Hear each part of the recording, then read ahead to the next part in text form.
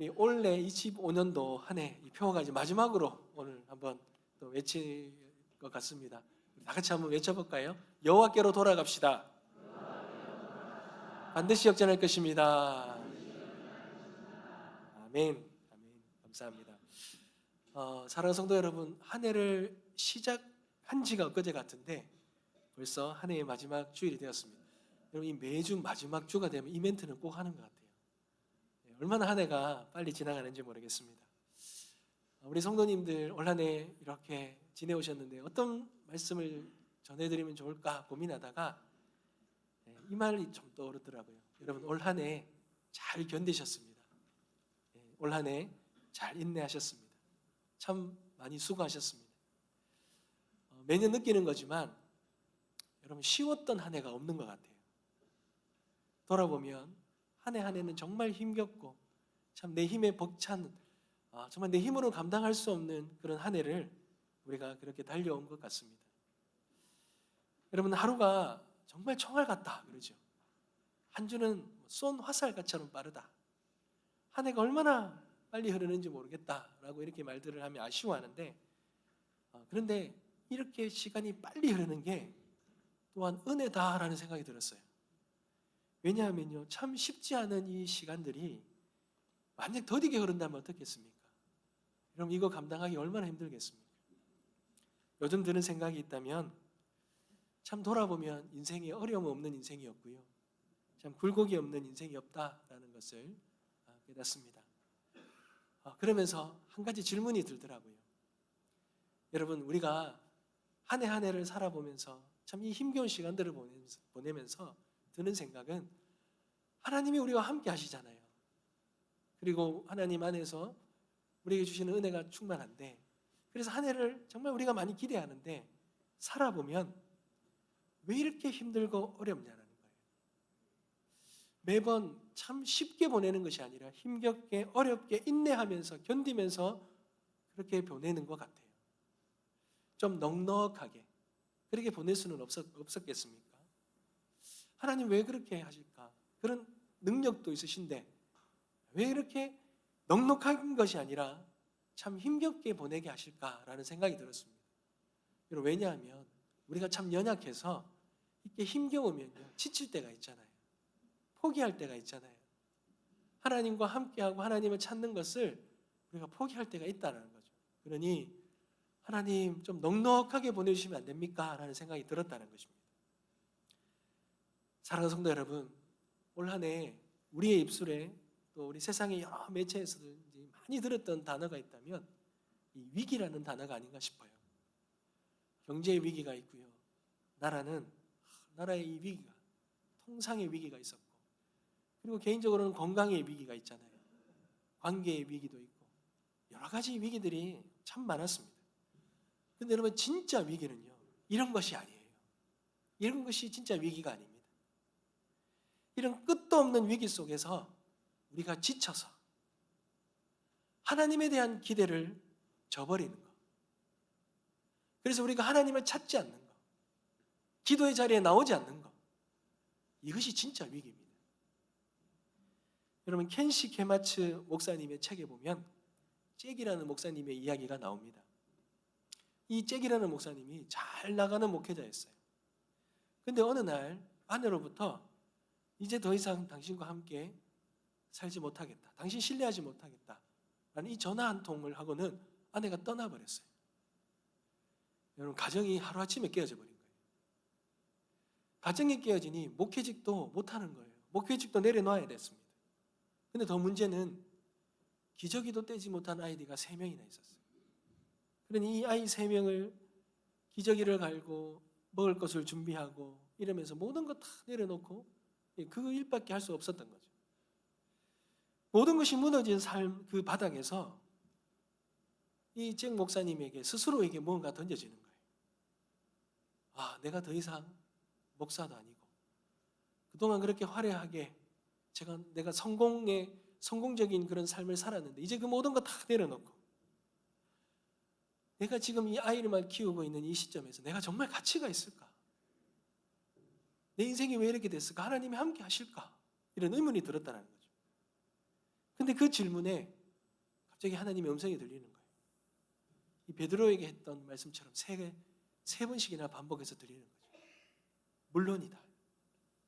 너의 인생과 가치가 있느냐라고 했을 때 물론이다. 물론이다. 물론이다. 사랑하는 성도 여러분, 올 한 해 우리가 마지막으로 하나님 앞에 예배를 드리는 이 시점에서 올 한 해 우리가 살아왔던 삶이 녹록지 않고 참 힘겹고 견디기 어려웠고 인내하기도 참 어려웠던 이 삶을 우리가 돌아보면서 하나님께서 오늘 우리에게 주시는 이 말씀을 붙들기를 소망합니다. 여러분,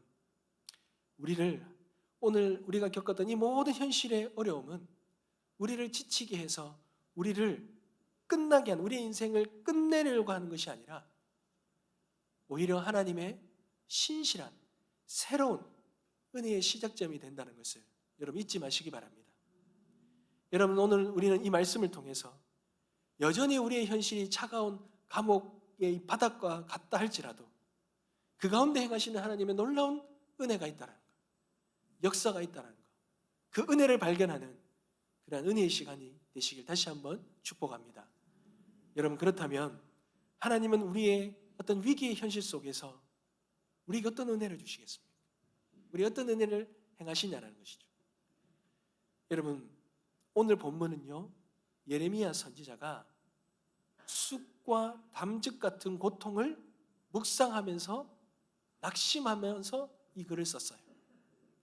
여러분, 쑥과 담즙이라는 것은 사람을 죽게 만들 정도로 치명적인 아주 쓴 그러한 독초를 의미합니다. 예레미야가 처한 현실은요, 이만큼 썼다는 거예요. 쓰렸다는 거예요. 마치 죽을 것 같은 고통이 있었다는 거예요. 하나님의 임재인 상징이잖아요. 이 성전이 다 불타버렸습니다. 나라가 망해버렸어요. 그러니 거리에는 굶주린 아이들이 배고파서 나뒹굴고 있는 거예요. 지옥 같은 그런 폐허 속에 있는 거죠. 근데 더 문제는 이 예레미야의 심정이 완전히 바닥이 나버린 거예요. 소망을 잃어버린 거예요. 살 소망까지 잃어버린 거예요. 절망을 경험한 거예요. 모든 것이 다 끝나버렸다는 절망을 경험하고 있었던 것입니다. 사랑하는 성도 여러분, 그런데 놀라운 반전이 일어났어요. 그가 너무 고통스럽고 너무 아파서 그렇게 소망이 끊어져서 나뒹굴다가 잠이 들었는데요. 근데 아침에 눈을 떠보니 보이지 않던 놀라운 사실이 보이기 시작합니다. 다 끝나고 죽을 것 같았는데 아침에 눈을 떠보니 죽지 않은 거예요. 아직 숨을 쉬고 있다는 거예요. 여러분, 이게 요행이 아니에요. 생존 본능이 뛰어나서 이런 것이 아니에요. 선지자는 그때 깨달은 거예요. 그리고 22절에 이 고백을 하는 것입니다. 여러분, 다 같이 한번 읽겠습니다. 22절입니다. 시작. 여호와의 인자와 긍휼이 무궁하심으로 우리가 진멸되지 아니함이니라. 아멘. 우리가 진멸되지 아니한 것, 우리가 죽지 아니한 것은 여호와의 인자와 긍휼이 무궁하시기 때문이다. 이 고백이 터져 나온 것입니다. 사랑하는 성도 여러분, 오늘 이 말씀을 붙드시기 바랍니다. 지금 우리가 숨 쉬고 있다면 하나님의 사랑은 아직 끝나지 않았다는 것입니다. 우리가 오늘 아침에 숨을 쉬며 눈을 뜬 것 이 자체가, 오늘 이 자리에 나와서 예배드리고 있는 이 자체가 하나님이 저와 여러분을 향한 이 약속을 저버리지 않으셨다는 것, 잊지 않으셨다는 증거라는 것을 기억하시기 바랍니다. 여러분, 우리는 자꾸 실패한 것만 봅니다. 근데 하나님은요, 자꾸 실패한 것이 아니라 우리에게 남겨진 것을 보게 하셔요. 예루살렘이 다 불탔어도요, 여러분, 그 중에서는 하나님이 남겨놓으신 사람이 있어요. 살리신 자가 있다는 거예요.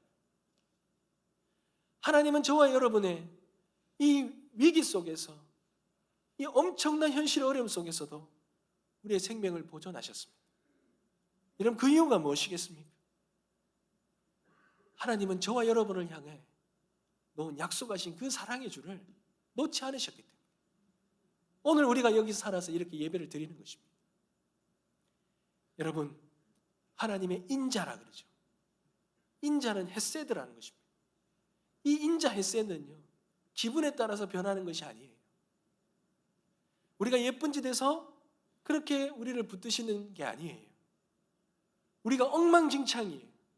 우리가 정말 엉망진창인 거예요. 그런데도 하나님이 우리와 맺은 이 언약 때문에, 약속 때문에 끝까지 책임지시는 고집스러운 사랑이십니다. 변함없는 사랑이십니다. 이것이 인자예요, 인자. 그리고 또한 긍휼이라 그러죠. 이거는 라함이라는 뜻입니다. 여러분, 이 긍휼은 뭡니까? 자식이 사고를 쳐서 온몸이 상해서 돌아왔어요. 여러분, 부모가 그 자식을 보면요, 겉으로는 화가 나고 소리를 지를 수도 있어요. 근데 그 자식의 그 다친 몸을 보는 그 부모의 심정이 어떻습니까? 안타까워서 가슴이 미어지지 않습니까? 창자가 끊어지는 아픔, 여러분, 창자가 끊어지는 아픔을 겪는 이 어미의 마음이 이 긍휼이라는 거예요. 이 사랑이, 이 인자와 이 긍휼의 사랑이 무궁하시기 때문에, 영원하시기 때문에 오늘도 우리가 진멸되지 않고 이 위기 속에서도 주님 앞에 나올 수 있게 된 것입니다. 사랑하는 성도 여러분, 하나님이 그만큼 우리를 사랑하십니다.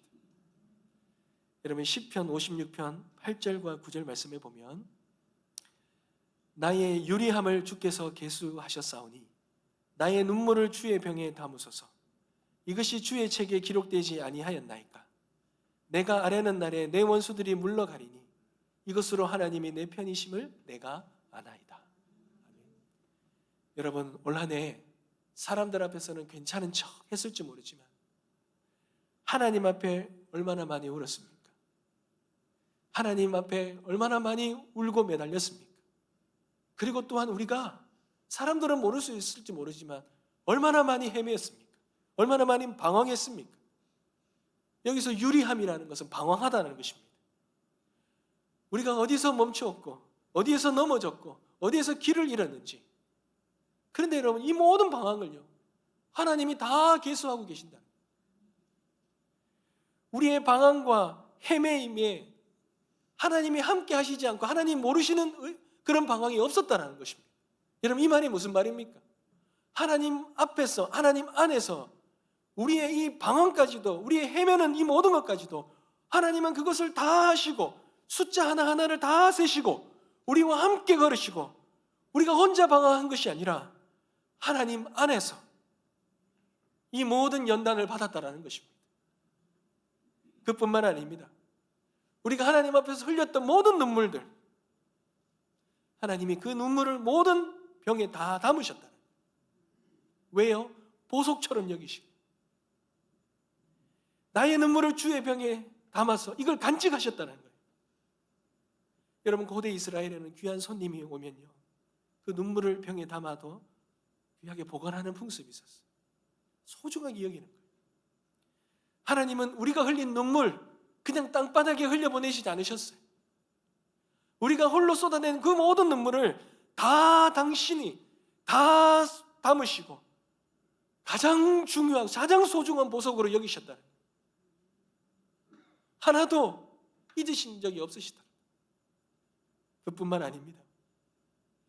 우리가 아파서 힘들어 고통 속에서 간구했던 모든 기도들, 하나님은 하나님의 하늘의 책에 다 기록해 두셨다. 잊지 않으셨다. 그리고는 하나도 땅에 떨어지지 아니하고 그 원수들을 물리쳐 주신다는, 기도 응답해 주셨다는 거예요. 하나님의 기억 속에서 잊지 않으시고 보석처럼 빛나게 하여서 그 모든 것들을 다 응답해 주셨다는 거죠. 여러분, 하나님이 왜 이렇게까지 하실까요? 우리가 뭐가 잘나서, 뭐가 훌륭해서, 뭐가 대단해서 그렇게 흘렸던 눈물과 그렇게 방황했던 것까지도, 그렇게 울부짖었던 것까지도 하나님 어떻게 다 기록하시고 그 모든 걸 다 소중하게 간직하셨겠습니까? 예레미야는 이렇게 고백합니다. 하나님이 내 편이셨기 때문에, 하나님이 내 편이셨기 때문에, 하나님이 내 편이셨기 때문에 한 번도 나를 잊거나 나를 놓치거나 나를 포기한 적이 없으시다고 우리 주님은 말씀하셨습니다. 사랑하는 성도 여러분, 그러니 우리는 붙들어야 합니다. 우리의 현실이 아무리 쑥과 담즙처럼 너무나도 쓰라리고 고통스럽고 아프다 할지라도 우리를 붙들고 계셨던 그 하나님의 그 손길은 단 한 번도 마른 적이 없었고 놓친 적이 없었고 한결같이 우리에게 신실하게 우리를 붙드셨다는 것. 여러분, 그 은혜를 붙드시길 소망합니다. 마치 벼랑 끝에 매달려서 이제는 이 손 놓으면 다 끝날 것 같아서 그렇게 힘이 떨어져서 손을 놓았는데, 내 손에 힘이 빠져서 놓았는데 하나님의 손이 여전히 우리를 붙들어주고 계시는 거예요. 그래서 우리가 다시 일어설 수 있는 것입니다. 여러분, 2025년도 한 해를 돌아보십시오. 얼마나 고단하셨습니까? 그 중에는 앞에 말씀드린 잭 목사님처럼 모든 것을 다 잃고 절망 가운데 엎드려 있을 수도 있습니다. 그러나 분명히 기억해야 될 것은 오늘 이 예배의 자리에 나와서 우리가 숨을 쉬고 우리가 살아있는 것, 이것이 하나님의 사랑이 끝나지 않았다는 약속의 증거라는 것입니다. 우리를 향한 하나님의 그 인애와 그 긍휼하심이 무궁하셨기에 오늘 우리가 이렇게 숨쉬고 있다는 것, 여러분 잊지 마시길 주님의 이름으로 축원합니다. 사랑하는 성도 여러분, 그래서 예레미야가 이 놀라운 고백을 한 다음에요, 또 다른 고백을 하나 해요. 23절입니다. 우리 다 같이 한번 읽겠습니다. 시작. 이것들이 아침마다 새로우니 주의 성실하심이 그리스도이다. 아멘. 여러분, 여기서 이것들이란 말은 앞에서 말한 하나님의 인자와 긍휼입니다. 이게 무궁한 거예요. 죽을 것 같았는데 새로운 아침을 주시는 거예요. 죽지 않고 숨을 쉬게 하시는 거예요. 이 모든 것이 아침에 주어진 새로운 은혜라는 것입니다. 사랑하는 성도 여러분, 하나님은요, 우리가 매일매일 살아갈 하루치의 은혜를 우리에게 주십니다. 그런데 우리는 이런 의문을 들 수 있잖아요. 왜 하나님이 우리가 넉넉하게 살아갈 수 있는 그런 1년치에 10년치에 그 큰 한꺼번에 그 은혜를 주시지 않느냐, 왜 하루 겨우 살아갈 수 있는 은혜만 주시냐, 이렇게 생각할 수 있습니다. 여러분, 요즘 아이들이 명절에 용돈을 받으면요, 이제 저희들 때처럼 잘 안 속아요. 엄마한테 맡기면 나중에 줄게, 이자 붙여줄게, 안 속습니다. 요즘 아이들은요, 눈에 보여야 돼요. 그거 주고는 나중에 다 쓰고는, 야 너희들 먹일 때 썼고 네 입었는 거 이거 다 이거 뭐 이렇게 하면 이게 치사하다, 이래서 이제 안 속습니다.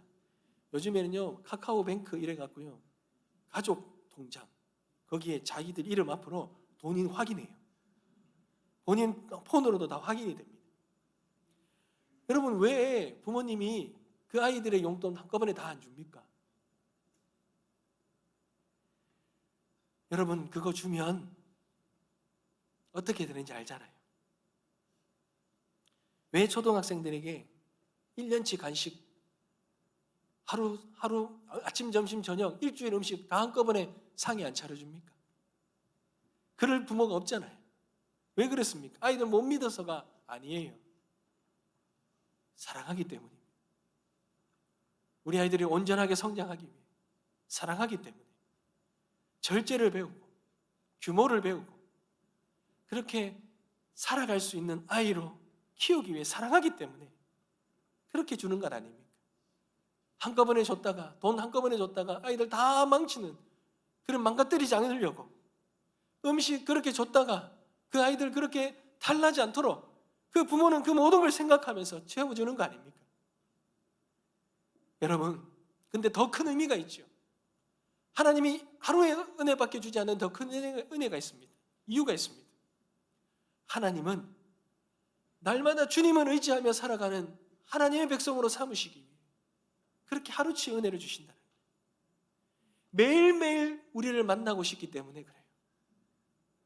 이것이 광야와 만나와 같은 동일한 은혜 아닙니까? 광야의 만나가 매일 아침 내렸던 것처럼 하나님은 매일 아침 오늘 우리가 견뎌야 할 만큼의 은혜를 정확히 배달하십니다. 내일은 걱정하지 마라. 오늘 견딜 은혜를 내가 오늘 아침에 너에게 주겠다. 주님 앞에만 나온다면 주겠다. 사랑하는 성도 여러분, 우리는요, 어제의 은혜로 오늘을 살 수 없는 존재입니다.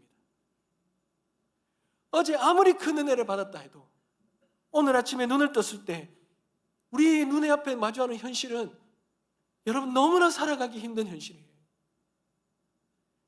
하나님이 오늘 주시지 않으면, 오늘을 감당해내고 견딜 만한, 이겨낼 수 있는 은혜를 주시지 않으면 살아갈 수 없는 그런 현실이라는 거예요. 오늘 은혜는 오늘 받아야 돼요. 어제 아무리 과식해도요, 오늘 먹을 음식은 오늘 또 받아야 되잖아요. 어제의 은혜를 너무 많이 받아도 오늘을 살아갈 은혜가 필요한 존재가 우리라는 것입니다. 사랑하는 성도 여러분, 하나님은 우리가 매일 아침 눈을 뜰 때마다 여전히 우리가 살아있음을 확인하고, 그리고 하나님이 우리를 여전히 붙들고 계시다는 신실함을 우리가 그렇게 깨닫고 오늘 하루 살아갈 그 은혜를 구하며 사모하며 주님 앞에 나오기를 원하시는 것입니다. 사랑하는 성도 여러분, 내년이 걱정되십니까? 내일의 짐을 오늘로 끌고 오지 마십시오. 하나님 왜 한꺼번에 해결해 주시지 않느냐고 그렇게 원망하지 마십시오. 그렇게 내일 걱정하면요, 그렇게 원망밖에 들지 않습니다. 하지만 하나님이 이 광야에서 만나를 내려주신 것처럼 오늘 우리가 견뎌야 할 만큼의 은혜를 오늘 아침에 하나님께서 우리에게 정확히 주신다는 그 믿음을 가지고 오늘 하루를 그 은혜로 승리하시길 소망합니다. 우리가 가지고 온 모든 무거운 짐은 다 십자가 앞에 내려놓고 주님이 주시는 그 은혜를 우리가 손에 들고 기쁨으로, 자유함으로 오늘을 견뎌내는 은혜가 있길 간절히 소망합니다. 사랑하는 성도 여러분, 우리가 해야 할 일은요, 어제의 실패로 오늘 아침에 끌고 오는 것이 아니라, 내일의 염려를 오늘로 끌고 오는 것이 아니라, 하나님의 은혜와 자비는 유통기한이 있다는 것을 알고 매일매일 새롭게 배달되는 그 은혜를 사모하며 나가는 것입니다. 올 한 해 실패하셨습니까? 올 한 해 어렵고 힘들었습니까? 내년에도 여전히 기대와 소망이 없습니까? 여러분, 괜찮습니다. 우리 하나님 오늘 우리를 숨쉬게 하시고 우리를 살리셨다면 여전히 우리를 사랑하시고 우리를 향한 하나님의 그 은혜와 그 인애와 그 긍휼의 끈을 놓지 않고 계시는 것입니다. 그런 우리에게 오늘 하루를 넉넉히 이겨내고 살아갈 은혜를 주신다는 것, 이 믿음 가지고 주님 앞에 나아가 하루치의 은혜로 감사하며 승리하며 살아가는 저와 여러분 되시길 주님의 이름으로 축복합니다. 말씀을 맺겠습니다. 사랑하는 성도 여러분, 예레미야가요, 이 모든 고백을 하고는 마지막으로 한 가지 더 고백을 하는 게 있는데요, 24절입니다. 오늘 읽지는 않았지만 제가 한번 읽어드리겠습니다. 내 심령에 이르기를 여호와는 나의 기업이시니 그러므로 내가 그를 바라리다 하더라. 여러분, 이 기업이라는 것, 성경에는 아주 중요하죠. 이 기업이 뭡니까? 유산이라는 뜻인데, 이 유산은요, 절대로 빼앗길 수 없는 것을 말합니다. 다른 거 다 빼앗겨도 이거 하나만은 놓치고 싶지 않은 게 바로 유업이고 기업입니다. 그런데 여러분, 예레미야가요, 주님, 다른 거 다 빼앗겨도 주님만은 빼앗기지 않겠습니다. 주님만 있으면 삽니다. 이 고백을 하고 있는 것입니다. 여러분, 우리가 인생에요, 고생하고 아프고 고난하는, 아픈 거예요, 사실은 하나님의 본심은 아니세요. 예레미야 예가 3장 33절에 보면 주께서 인생에게 고생하게 하시며 근심하게 하시면 본심이 아니시다 그러죠. 하나님 그거 우리 고생하는 거 보고 즐거워하는 분 아니셔요. 다만 우리가 이 모든 고난을 통해서 우리가 하나님 한 분만을 만족하는 가난한 마음을 갖기를 원하시는 거예요. 그래서 정말 하나님 말고 다른 거 다 놓고 빼앗겨도 하나님만은 놓지 않는 그런 심령으로 살아가길 원하신다는 것입니다. 사랑하는 성도 여러분, 오늘 이 말씀을 통하여 저는 오늘 저와 여러분이 두 가지만 결단하며 나가길 소망합니다. 먼저 우리의 삶의 현실 속에서 삶의 현실이 어떨지 몰라도 침묵하며 기다리기로 결단했으면 좋겠습니다. 우리가 살아온 한 해, 앞으로 살아갈 한 해, 여전히 만만치 않고 쉽지가 않습니다. 그렇지만 원망과 불평으로 일희일비하지 않고 우리의 시간을 낭비하지 않고 하나님의 구원의 시간을 신실하게 기다리는 저와 여러분 되시기를 소망합니다. 잠잠히 기다리는 자에게 하나님께서 반드시 선을 베풀어 주실 줄 믿습니다. 그리고 오늘 하루치의 은혜만을 구하며 나아갑시다. 어제도 내일의 모든 걱정도 오늘로 가져오지 말고 2025년의 실패도 26년의 내 모든 어떠한 그러한 염려와 걱정도 여러분 그거 다 끌고 오지 마시고 아침마다 새롭게 우리에게 부어주시는 하나님의 그 선하심, 그 인자와 긍휼과 그 사랑을 기억하며 오늘 주실 만나에 감사하면서 오늘 믿음의 발걸음을 담대하게 내딛고 걸어가는 그런 저와 여러분 되시길 주님의 이름으로 축복합니다. 잊지 마십시오. 하나님의 인애와 긍휼은 무궁하십니다. 하나님의 그 크신 은혜와 사랑은 절대로 놓지 않으십니다. 이거 붙들고 올 한 해 잘 마무리하고 내년 한 해를 힘차게 걸어가는 우리 모든 성도님들 되시길 주님의 이름으로 축복합니다. 찬양합니다.